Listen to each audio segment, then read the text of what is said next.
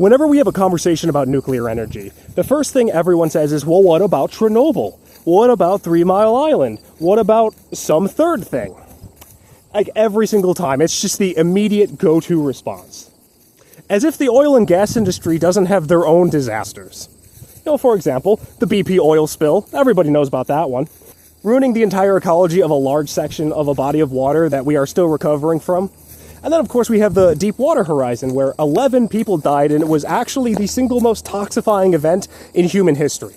Pure Alpha, in which 160, actually more than 160 people died.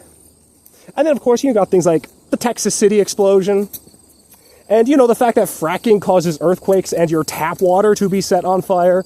The natural gas industry has leaks and explosions in which the body counts are literally in the hundreds of thousands.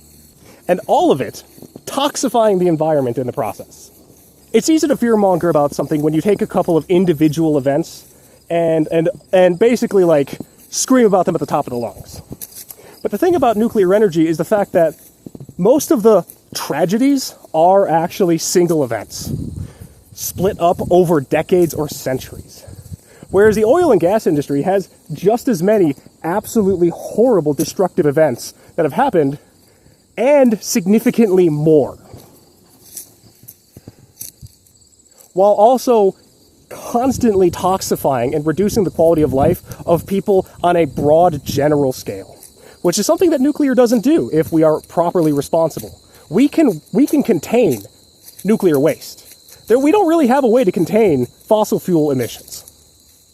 And the one thing I always found most interesting of all to think about is the fact that even without human intervention, life continues in the Chernobyl exclusion zone. Whenever there's an oil spill, everything dies.